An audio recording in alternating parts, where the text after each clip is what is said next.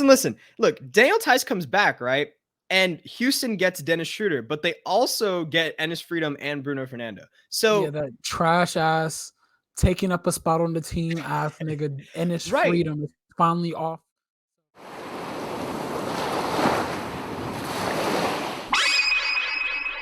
We're gonna breeze through all the other trades, but there's some interesting stuff. So at the top of the morning, there was a 4-team trade, with the Pistons getting Marvin Bagley, the Kings getting Dante DiVincenzo, Jackson and Trey Lyles. I hope I said the first name right. They just have abbreviations here. So, and then the Bucks got Serge Ibaka, 2 second rounders, some cash, and the Clippers got Rodney Hood and Semi Ojeleye. So a lot of shit going on there. I think the only Marvin things that Bagley matter, is finally freed from the shackles of the poor franchise that we call the Sacramento Kings. You know, they were not playing him. They weren't giving, letting him blossom in his role at all. Luke Walton, he's proved himself countless times that with like more minutes, he can produce. I don't know. I mean, I don't know how to feel about Marvin Bagley. He hasn't got a lot of chances to show his stuff, but you're pretty high on him, right? You think he's going to be good? Yeah. Okay. I fuck with Marvin, bro. Yeah, I could care less. So, yeah, but drafted before Luka, wild. Anyway, so the Sacramento Kings got Dante DiVincenzo. I think Sacramento getting Dante DiVincenzo is a nice. Trey Lyles and bro, what is Jackson's first name? I think it's Josh Jackson. It's Josh. I don't even know. It's Josh Jackson, right? Yeah. So those two, I don't think they're all that great. But I mean, I see what they're trying to do with Dante DiVincenzo, trying to refill that role that Tyrese Halliburton played. It's not going to be refilled like that. Yeah, at least get the shooting back, but I don't know, bro. There's no way to salvage the loss of that. They got a win though. Sabonis went crazy in his debut. Yep. So. It was very Sabonis stat line. I think it was like 22, 14, and 5 or something like that. So yeah. And then the Bucks got Serge Ibaka. So they found their replacement for Brook Lopez, and I think that's really cool. A more versatile big that can move better. Yeah, but then again, they take a knock on shooting because Serge can't really shoot. Yeah, he can't shoot no more. That elbow jumper shit, he hasn't got that in his bag anymore. So we'll see. I mean, hopefully he could at least bring the interior presence that we know him for, even if it's a little bit, even if it's worse than the Raptors days. But yeah, and they got 2 second-round picks and some cash considerations out of it. And considering all they had to give up was Dante DiVincenzo, I'd say that's pretty good. I guess they gave up Semi Ojeleye to the Clippers. And the Clippers, the main thing about the Clippers that nobody would really think about is under the hood, getting rid of Serge Ibaka's contract. It's just good money wise. So they really just want. I mean, Rodney Hood. I don't know if Rodney Hood's been good. Last time I remember Rodney Hood being good was on the Blazers. So I don't know if he's. That's the last time I remember him actually being pretty good. Yeah. So. I don't know. I don't know about the players, but I think the main thing was getting off Serge Ibaka's contract to get them, just to get them money wise straight. So yeah, that was that trade. Moving on, another trade that was pretty interesting was the Wizards and the Mavs.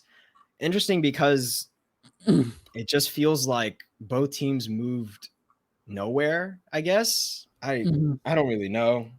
There's always these types of trades where it just doesn't feel like it's pushing the needle at all for either team. Yeah. Like this trade, I don't know. It just kind of proved that they're wasting Luka's career, bro. It's like it's tough. Luka soon, he's gonna get fed up to the point where he's gonna be the new James Harden, bro. He's gonna be like, yeah, I need to get the fuck up out of here. And he's gonna go. Man. And Luka's turning it around this season, man. This man's getting his stats are ramping up. Efficiencies ramping up, and it's unfortunate because they did have a lot of trade assets. They had Jalen Brunson that they could have moved off of.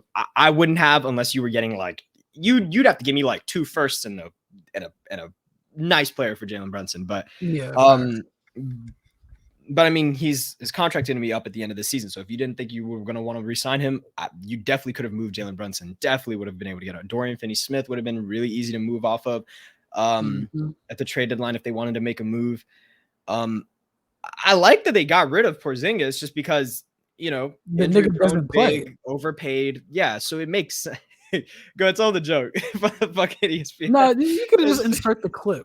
Yo, got you. That's just crazy. The clip. He's also the unicorn because you hardly ever see him. That's the problem with Kristaps Porzingis. Oh my god, I was actually watching ESPN live for once, and the gem of a clip. And then yeah, but Spencer Dinwiddie, I feel like doesn't really add anything though, because they already have Luka and Jalen Brunson as their like backcourts. I don't know what adding Spencer Dinwiddie does. That just seems like an awkward fit. Davis Bertans is just, you literally just traded an overpaid big for another overpaid big. So I don't see the point in that. Davis Bertans, as far as I know, is not an expiring contract. So I don't know what the fuck is going on, honest to God. Hopefully, I don't know. I have no clue what was going on. And for the Wizards, I don't give a fuck about the Wizards. I'm sorry. You really must not know what's going on, especially with that, other trade, which your team, the Celtics trade. No, okay. Let's get into the trade that actually matters for them first. So the Celtics made a trade. Then the only reason we're talking about this is because I'm a fan of the Celtics. Otherwise, it doesn't really matter to anybody, or the basketball world. But the Celtics acquired Derek White from the Spurs in exchange for Josh Richardson, Romeo Langford, a 2022 first-round pick, and a 2028 pick swap. I don't fucking know how pick swaps work. I don't care. The main thing here is Richardson, Langford, 2022 first-round pick for Derek White. I'm pissed off that we included a first-round pick and we didn't get like some dude like why couldn't we throw in Doug McDermott? Doug McDermott was on my wish list. I have a Celtics wish list of players. Spoilers, we didn't get anybody, but like Doug McDermott was on there for like good sized 40%, actually 40% 3-point shooter would have been perfect. Literally exactly what we need, right? Plus, I mean, you're bringing two players that have played with each other, and I mean, you have Ime Udoka. I have to assume that was a big factor in going after Derek White, because we didn't hear a single rumor about Derek White, so I don't know. But that one came out the blue. I fuck with Derek White. Yeah, I fuck with Derek White though, because really good defender. Player. He's a solid defender.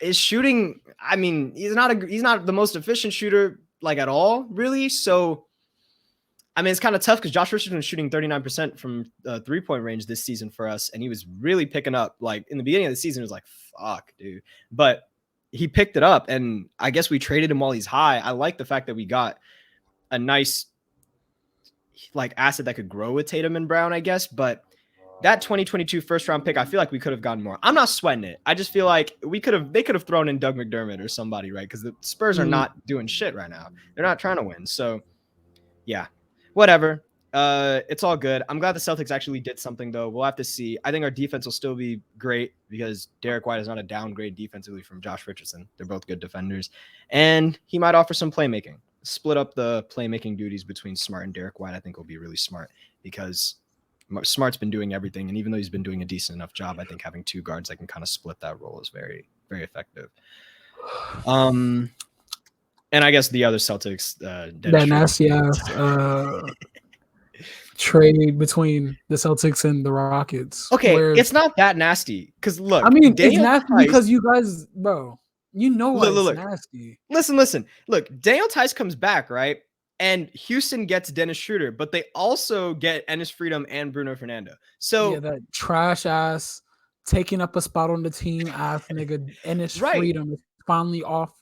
So I mean, yeah, you guys do get someone that will actually play and produce in Daniel Tice, but still, bro, re-signing, bigs, especially you guys, you're known for that. Just I swear, trading niggas away and then getting them back. You guys are known for that shit.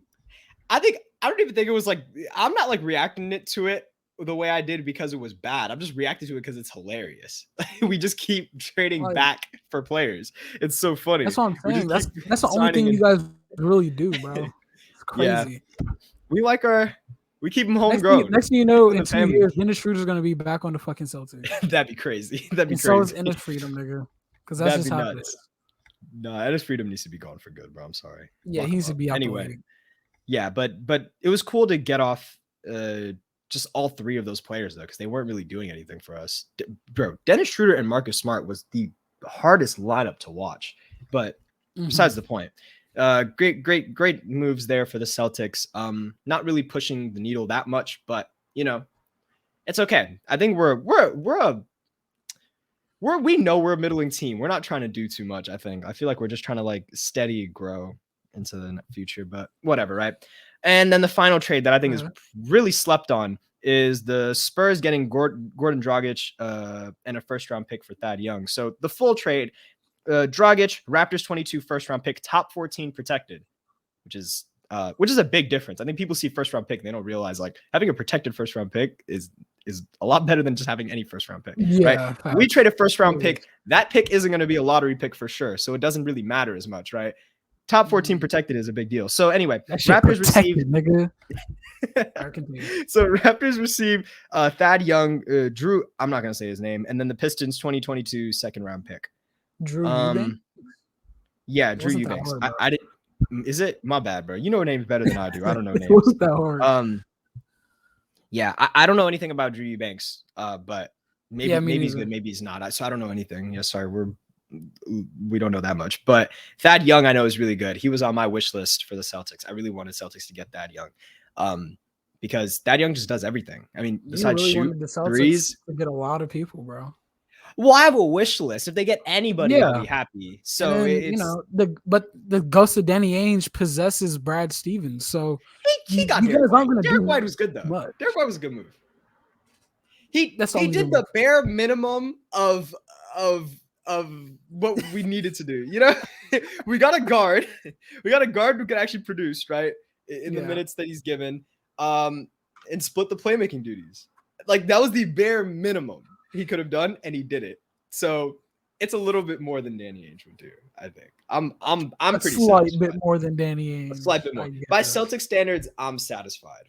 But anyway, back to this trade, right? We knew Goran Dragic was going to be gone, and now there's rumors that Goran Dragic is going to get bought out by the Spurs and then go to the Mavs. So now that I'm thinking about it, the Mavs trade is still even more stupid because we know Dragic wants to go to the Mavs. We know if he gets bought out, he's trying to sign with the Mavs, or maybe he's not. Maybe the rumors are just false. But if you're going to get Dragic on the Mavs, why did you trade for Spencer Dinwiddie if you're not going to move off him? I thought the Spencer Dinwiddie trade was going to get like a third team involved and then shit will shake down, but trade deadline's over and nothing happens. So I don't know what the fuck's happening here. Luka, I'm sorry. It's all weird, but another season wasted. Yeah. And then the Raptors got Thad Young. Raptors, and if Drew Eubanks is good, sorry, but the Raptors getting Thad Young is fucking amazing because the Raptors stay being like the scariest defensive team like the world has ever seen. Like they're so good, and they're also, I'm pretty sure they're on like a 6-game win streak right now. I'd have to double check on the back of Gary Trent and Trent, Fred VanVleet, on the back of everybody, bro. They're such a Pascal Siakam putting up all-star numbers since he returned. It's just the Raptors are looking scary, bro, and they're climbing up the same time we are. And I do not want to see them in a playoff series if I'm any team because they look scary. They stay making steady good moves. Or in the bubble. You know what happened in the bubble? Oh man. OG. You remember that? Yeah. That was nuts. I think we don't talk about that. We talk about that. I don't know. Was that everything? I think that was every trade that matters. And Montrezl Harrell. Yeah, I was just about to say the Montrezl trade, bro. You can't just brush over that. True. I can. I don't care. The Hornets suck, bro. I'm sorry. I mean, but they have potential, though. They're on like a 5-game losing streak right now. They have potential. Yeah, true. They are young. they're not in a hurry to be good. So yeah, that's true. Washington. Yeah. So Washington's training Montrezl Harrell to Charlotte for Ish Smith, another person on my wish list that I'm pissed off we didn't get. Ish Smith, Vernon Carey, and a second-round pick. I think Ish Smith is like someone who literally is a solid guard that you wouldn't have to give up a ton for. We got Derek White, but I would have been even happier if we just traded nothing, like a second-round pick or something, like some shit picks, right? And like Ennis Freedom for Ish Smith, like I would have been more satisfied with that than Derek White, just because Ish Smith is like solid. I don't know. Whatever. Either way, we'll see how it shakes out.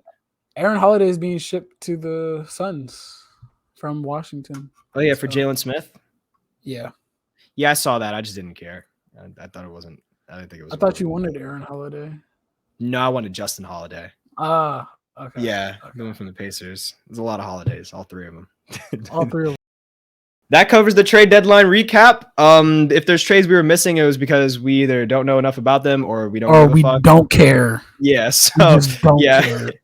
That covers everything that we feel matters, and hope you enjoyed. Trade deadline season was wild, and stay tuned for any future content. It's going to be an exciting NBA season going forward.